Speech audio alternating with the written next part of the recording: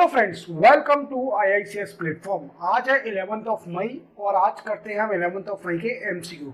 चलिए lecture start करते हैं। पहला क्वेश्चन है, रिसेंटली NPCI मतलब national payment of corporation of India, national payment corporation of India, जो आप फोन पे, गूगल पे, पेटीएम यूज करते हो, यही पेरेंट है उनकी। व्हाट आई मीन्स, यही रेगुलेट करती है यूपीआई को। ठीक है, यूपीआई इसी ने बनाया है।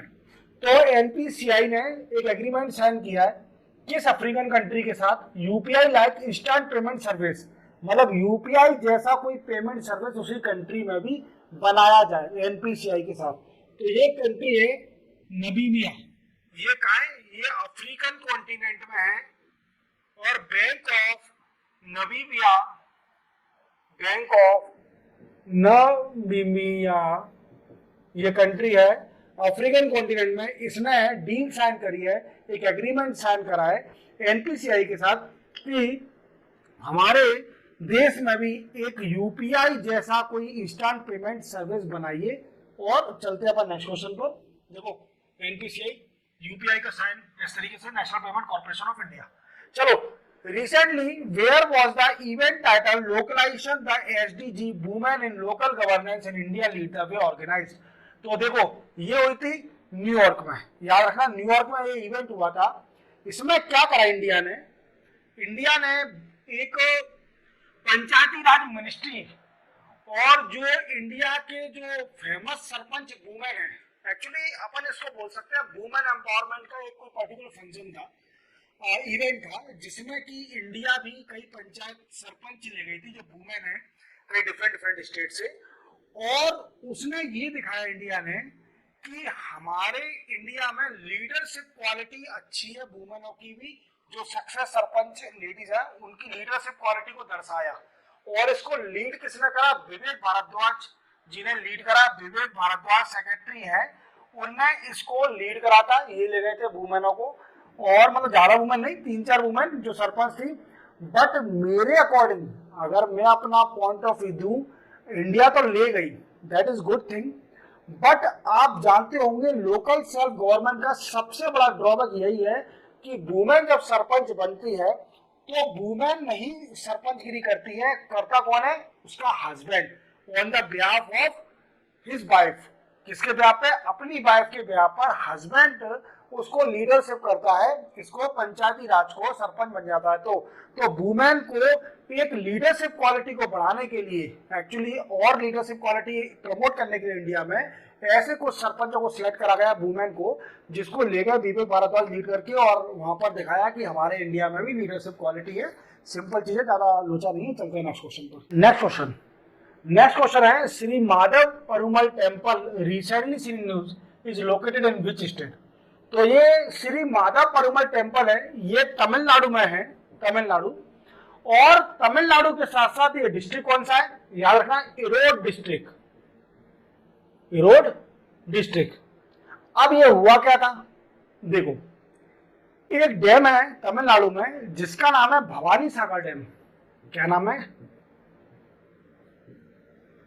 भवानी सागर डैम। ये डैम में इस टेम्पल डूब गया था, सबमर्ज हो गया था। जैसे हम बोलते हैं ना कि आदि द्वारका हमारी समुद्र में है, कृष्ण जी की द्वारका आदि समुद्र में है, ऐसे ही ये टेम्पल आज डूब गया था। अब ये डैम सूख गया तो ये टेम्पल उजागर हो गया, बाहर आ गया, जो कि ईरोड डिस्ट्रिक्ट तमिलनाडु में है। और ये दर्शाता क्या है दोस्तों? ये दर्शाता है 1000 अगो, 1000 साल पहले जो ट्रेड रूट था उसको भी दर्शाता है। क्या दिखाता है? Trade route of 1000 year ago, जो ट्रेड रूट था ये टेम्पल। अब इसी तरह ये बाहर आ गया, इसको लोग देखने आ रहे हैं, ऐसा क्या चमत्कार है? ठीक है, सही देखना चाहिए, शायद भगवान से कुछ आशीर्वाद मिल जाए। चलते हैं नेक्स्ट क्वेश्चन पर। Recently, Adani Green Energy Limited has secured $400 million green loan for its under construction solar project in which state? देखो, जो अदानी एनर्जी ग्रुप है वो क्या कर रहा है? कई स्टेट में सोलर प्लांट बनवा रहा है। अब इसने पूछा है कि अदानी ग्रुप को एक इंटरनेशनल बैंक से लोन मिला है। तो कितना मिला? $400 मिलियन। फॉर किसके लिए? 2 स्टेट में सोलर प्लांट बनाने के लिए उसको लोन मिला है। अब कितनी इंटरनेशनल बैंक से मिला है? तो 5 इंटरनेशनल बैंक से इसको लोन मिला हुआ है। 5 इंटरनेशनल बैंक से लोन मिला है for construction solar park, solar energy from solar park. अब देखो इसका आंसर क्या है? राजस्थान और गुजरात में 2 स्टेट में $400 मिलियन का लोन मिला है 5 इंटरनेशनल बैंक से सोलर पैनल को सेटअप करने के लिए। चलते हैं नेक्स्ट क्वेश्चन पर। नेक्स्ट क्वेश्चन हमारा, recently who has been appointed as secretary at director level in national jute board Kolkata under ministry of textile.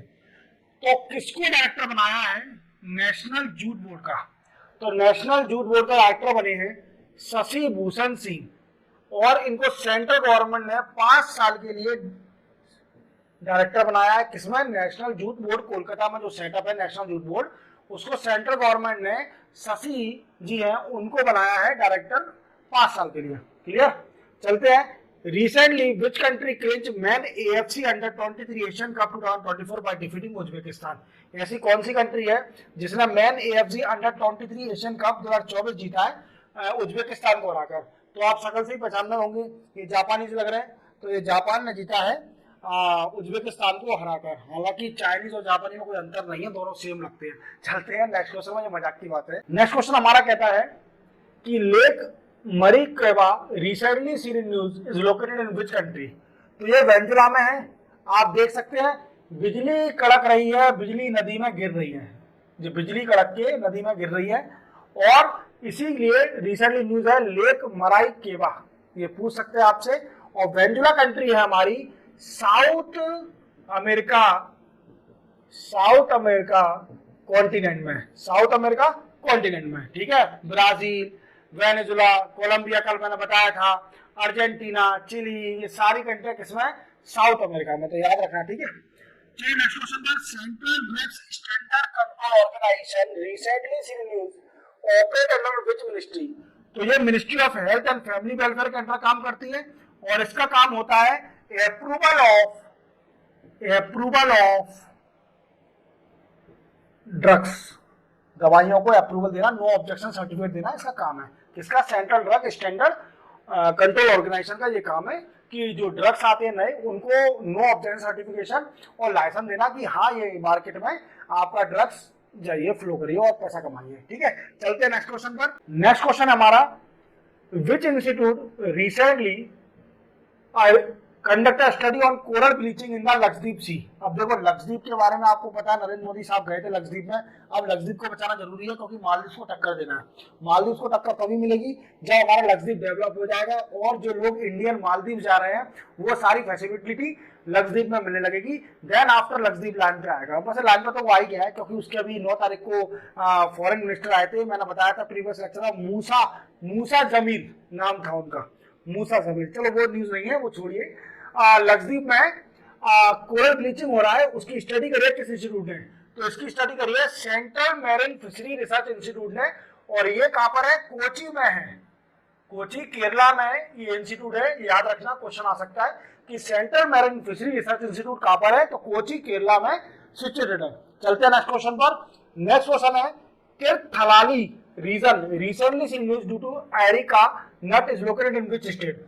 तो ये कर्नाटका में है और ये किस लिए फेमस है? अरिका नट। अरिका नट क्या होता है? सुपारी, जिसको अपन हिंदी में सुपारी बोलते हैं, सुपारी का एक टाइप होता है। ये हाई क्वालिटी की सुपारी होती है, हाई क्वालिटी की सुपारी होती है। और ये रीजन तीर्थाहाली रीजन इसके लिए, अरिका नट के लिए फेमस है।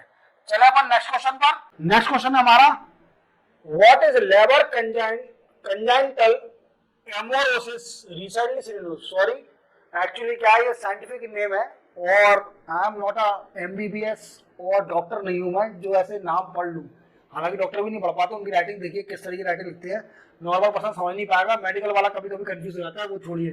तो ये लेबर कंजाइंटल एमोरोसिस क्या है? ये एक बच्चों रेयर जेनेटिक आई डिसऑर्डर है, आंख में एक डिसऑर्डर हो जाता है, ये वो चीज है। ठीक है, चलते हैं नेक्स्ट उस पर। Recently term the doubtful voters or D voter has been primarily used in which state? तो देखो ये आसाम में यूज करा गया है डाउटफुल वोटर। अब डाउटफुल वोटर होता क्या है, ये सबसे बड़ा क्वेश्चन आ गया। ये तो सब बता देंगे डाउटफुल वोटर, हमारे आसाम में टर्मिनोलॉजी यूज करी है जिसको बोलते हैं डाउटफुल वोटर। अब डाउटफुल वोटर होता कौन है, क्या होता है ये? एनआरसी के बारे में सुना होगा, नेशनल रजिस्ट्री ऑफ सिटीजनशिप। देखो इसमें क्या था कि जो बांग्लादेश से सिटीजन आए थे उनके बारे में चेक करा था कि हाँ ये इंडियन ओरिजिन है कि नहीं है या बांग्लादेशी है, तभी इनको सिटीजनशिप मिलेगी, और ये लोचा था। ठीक है, अब क्या था एनआरसी में बताया गया है, अब जिन लोगों का सिटीजनशिप नहीं है, जिनको सिटीजनशिप नहीं मिली है, उनको डाल दिया उनने डाउटफुल वोटर में। क्या में डाल दिया? डाउटफुल वोटर, डाउटफुल वोटर में डाल दिया, डाउटफुल वोटर, डी वोटर, जिसको डी वोटर बोलते हैं। तो अपन इसको एक लैंग्वेज में बोल सकते हैं, the doubtful voter are those voter who do not have a citizenship of India, that is called a doubtful voter. तो समझ में आ गया, चलते हैं नेक्स्ट पर, नेक्स्ट क्वेश्चन पर। नेक्स्ट क्वेश्चन है हमारा, recently where was the 6th edition of commandant conclave held? तो ये हुई थी पुणे में। देखो 6th एडिशन है, होती रहती है कमांडेंट कॉन्क्लेव। इसमें क्या था, इसमें जो हायर अथॉरिटी के ऑफिसर हैं, हायर अथॉरिटी के ऑफिसर हैं from 3 service, army, navy, air force, इन सभी लोगों ने मीटिंग करी थी। अब मीटिंग का टॉपिक क्या था, इनका एम था एक्सचेंज न्यू प्रैक्टिस, कुछ भी नई प्रैक्टिस में एक्सचेंज करना कि जिससे अपन इंप्लीमेंट करें, technology development and human capital. Clear, ये इसका एम था। चलते हैं नेक्स्ट क्वेश्चन पर। Darfur region recently seen news due to hunger crisis located in which country? तो ये है सूडान में। सूडान में एक दरफुर रीजन है, ये भी न्यूज में क्यों चल रहा है? देखो दरफुर रीजन ये रहा, सूडान कंट्री है पूरी सूडान, और दरफुर रीजन इसके वेस्टर्न पार्ट में है। कहां पर? वेस्टर्न पार्ट में सूडान के दरफुर रीजन है। ये अभी न्यूज में क्यों चल रहा है? क्योंकि यहाँ पर भूखमरी आ गई है। क्या आ गया? फेमिन आ गया है, और लोग बाग भूखमरी के कारण कॉन्फ्लिक्ट कर रहे हैं। भूखमरी आ गई है, लोग भूखे मर रहे हैं, भूखा खाने को नहीं है, तो फेमिन आ गया, या फिर कह सकते हैं हंगर, एक तरह से भूखे हैं। तो इसलिए फेमस में दरफुर रीजन। देखते हैं कोई ना कोई तो मदद करेगा, और डेफिनेटली इंडिया तो आगे बढ़ के पीसफुली काम करती है, तो इंडिया का देखते हैं इंडिया मदद करती कि नहीं करती। पर वहां पर आईएसआई का बहुत प्रकोप है, इसलिए मुझे लगता है कि शायद वेस्टर्न कंट्री आई कुछ मदद करेंगी या यूएन मदद करेगी। चलते हैं, वो अपना मैटर नहीं है, चलते आगे। नेक्स्ट क्वेश्चन हमारा, किस ऑर्गेनाइजेशन ने रिलीज करा है dietary guideline for Indian to suit modern eating habit for 2024? देखो ये जो क्वेश्चन है, इसका मैंने पूरा एक वीडियो बना के रखा है गाइडलाइन के ऊपर, जिसमें आप देख सकते हैं, मेरे डिस्क्रिप्शन में जाइए और इस वीडियो को देखिए पूरा। न्यूट्रिशन के नाम से ये वीडियो है, जिसमें प्रोटीन, माल न्यूट्रिशन, ओबेसिटी, सब कुछ मैंने कवर करा। आप इजीली इसको देखिए। और इसके साथ साथ ये गाइडलाइन किसने निकाली थी? ये गाइडलाइन निकाली थी हमारे नेशनल इंस्टीट्यूट ऑफ न्यूट्रिशन ने। और नेशनल इंस्टीट्यूट ऑफ न्यूट्रिशन किसके अंदर आता है? Indian council of medical research, ICMR के अंदर नेशनल इंस्टीट्यूट ऑफ न्यूट्रिशन, जो कि हैदराबाद में सिचुएटेड है, उसने गाइडलाइन निकाली थी for vulnerable people. Vulnerable people कौन? प्रेग्नेंट वुमेन, लैक्टेटिंग वुमेन या चिल्ड्रन, जिनमें न्यूट्रिशन की कमी है, जिनको न्यूट्रिशन जरूरत है, जो कि बाहर का खाना इग्नोर करें, प्रोसेस फूड को इग्नोर करें और घर के खाने पर ज्यादा फोकस करें। तो यही न्यूज थी। ठीक है, चलते हैं next. Recently Mohamed Idriss Deby has been elected as a president of which African country? तो चड कंट्री कहाँ है? अफ्रीकन कंट्री है, अफ्रीका कॉन्टिनेंट के अंदर चड कंट्री है। ये देखो हम ये बैठे साहब, ये साहब बैठे हैं कुर्सी पे। अब मैं बन गया हूं राजा, काका चड का, पर ये शुरू से ही राजा थे, क्योंकि ये मिलिट्री डिक्टेटर थे, और जब प्रेसिडेंट बन चुके हैं चड कंट्री के। और इन देवी इनका नाम है, देवी, हालांकि देवी बोलते हैं, पर हमारे इंडिया में इसको पढ़ा जाएगा देवी, पर ये देवी नहीं है, देवी तो हमारे भगवान होते हैं। ठीक है, मोहम्मद इद्रिस देवी, ये अफ्रीकन कॉन्टिनेंट में चड कंट्री के प्रेसिडेंट बन गए हैं। चलते हम नेक्स्ट उस पर। नेक्स्ट क्वेश्चन है हमारा कि what is flood recently seen news. देखो अब मैं इतना परेशान हो चुका हूं ये बार बार न्यूज बताने के साथ साथ कि कोरोना खत्म ही होने का नाम नहीं ले रहा। अभी मैंने जेनिका वैक्सीन जो हमारे कोविशील्ड वैक्सीन इंडिया में बिकी थी उसके साइड इफेक्ट बताते हैं टीटीएस के बारे में, साइटोपेनिया सिंड्रोम। और इसी वैक्सीन को ब्रिटेन में बोला जाता है वैक्स जेब्रिया के नाम से ये वैक्सीन कोविशील्ड ब्रिटेन में थी। अब कोरोना में वैक्सीन आ गई, अब नए नए वेरिएंट आते जा रहे हैं। तो एक वेरिएंट आया है फ्लड के नाम से। अब फ्लड के नाम से जो नौजवान है वो तो बड़े खुश हो गए होंगे, फ्लटिंग, पर ऐसा नहीं, कोरोना भी हमारे साथ फ्लटिंग ही कर रहा है। कोरोना भी हमारे साथ फ्लट कर रहा है, बार बार आ रहा है हमारे देश में और पूरे वर्ल्ड में। तो ये क्या है, न्यू वेरिएंट ऑफ कोविड-19, नया वेरिएंट है कोविड-19 का। चलते हैं नेक्स्ट क्वेश्चन पर। Which country ambassador inaugurate the Kohima peace memorial Nagaland. Nagaland में किस कंट्री के एम्बेसडर ने वो इनॉग्रेट किया है, मतलब उद्घाटन किया है कोहिमा पीस मेमोरियल का। तो जापान के एम्बेसडर है, उनने कोहिमा पीस मेमोरियल का उद्घाटन किया है, ठीक है, कोहिमा। चलते हम नेक्स्ट पर। नेक्स्ट क्वेश्चन है what is the positive agent of foot road disease recently in news. देखो अभी आपने कई बार देखा होगा आपके पैर फट जाते होंगे, जिसको हम हिंदी में बोलते हैं फट जाना, पैर फट जाते हैं। तो ये कौन सी ये डिसीज है, ये बीमारी है, ये कोई वो नहीं है कि आपकी गंदगी कारण फट रहे हैं, ये बीमारी है। और ये कौन सी बीमारी है, उन्होंने क्वेश्चन पूछा है कि फुट रोड डिसीज जो है, जो पैर फट जाते हैं, वो कौन सी डिसीज है। तो वो एक फंगस डिसीज है, फंगस लग जाता है अपने पैर में, जिससे अपने पैर फट जाते हैं। वो फंगस कैसे लगता है, जब हम नंगे पैर नेक्ड फुट घूमते हैं, चप्पल का यूज या स्लीपर का यूज कम करते हैं, शूज का यूज कम करते हैं, तो हमारे पैर में फंगस लग जाता है और जिससे हमारे पैर फट जाते हैं, और ये फंगस डिसीज है। चलते हैं नेक्स्ट क्वेश्चन पर। नेक्स्ट क्वेश्चन है what amount has India contribute to the UN counter terrorism trust fund.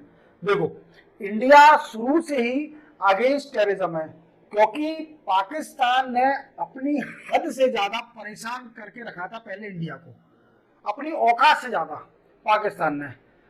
पर अब पाकिस्तान इतना नहीं करता है, क्योंकि वो कंगाल चल रहा है, इसलिए वो ज्यादा बोलता नहीं है, क्योंकि उसे पता भी है कि अगर अभी भी अब बोलेंगे तो इंडिया इतनी पावरफुल तो हो गई है कि इंडिया एक घंटा तो बहुत बड़ी बात है, 10 या 15 मिनट में पूरा पाकिस्तान ही खत्म कर देगी। जैसे अटल बिहारी वाजपेयी जी ने बोला था उस टाइम कि कल का सूरज नहीं देख पाएगा पाकिस्तान, तो ऐसे ही मैं भी इंडिया इस पोजिशन में कि एक सूरज क्या वो 1-2 मिनट में पूरा पाकिस्तान खत्म हो जाएगा। तो टेररिज्म के खिलाफ इंडिया हमेशा शुरू से ही अगेंस्ट है, और इसके लिए यूएन में इसने एक फंड में कंट्रीब्यूशन भी किया है।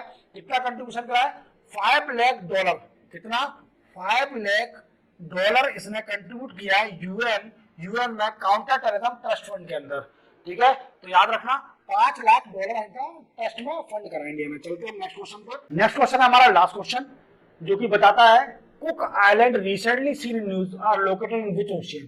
तो कुक आइलैंड है साउथ पैसिफिक ओशन में। अब कुक आइलैंड क्या है, देखो कुक आइलैंड क्यों न्यूज में है, सबसे पहले अपन जान लेते हैं कुक आइलैंड के बारे में। ये एक सेल्फ गवर्निंग आइलैंड है, खुद अपने आप को गवर्न करता है, किसी कंट्री के अंडर नहीं आता है। सेल्फ गवर्निंग आइलैंड कब से, सिंस 1965 से सेल्फ गवर्निंग आइलैंड है। 1965 से ये खुद ही गवर्न करता है, किसी दूसरे देश के अंडर नहीं आता है। ये इसकी खुद का एक है गवर्निंग, खुद एक कंट्री, एक तरह से कह सकते हैं कंट्री आइलैंड है, जैसे ठीक है आइलैंड है जो 1965 से सेल्फ गवर्निंग है। अब ये क्या कर रहा है, कुक आइलैंड जो कितना सुंदर है, ऐसा ही अपना कुछ समय बाद लक्षद्वीप बन जाएगा। तो मालदीव जाने के लिए इतने पैसे तो है नहीं, तो मालदीव जो फाइनेंशियली वीक है मेरी तरह, तो वो लक्षद्वीप जाके मालदीव का मजा ले लेंगे। चलते हैं, देखो क्या है कि कुक आइलैंड ने क्या करा कि वो माइंस करेगी ओशियन के अंदर, ओशियन का जो सी बेड जिसको अपन बोलते हैं सी बेड, उसमें कुछ माइनिंग करेगी सी के अंदर फॉर इलेक्ट्रिक कार के लिए, फॉर लिथियम के लिए, इलेक्ट्रिक कार के लिए यूज करने के लिए वो सी ओशियन के अंदर माइनिंग करेगी, क्योंकि वो किनारे पे तो है ही, उसमें ओशियन है तो माइनिंग करेगी। स्टेडी न्यूज में था। इसी के साथ हमारा 11 मई का एमसीक्यू कंप्लीट होता है। जय हिंद।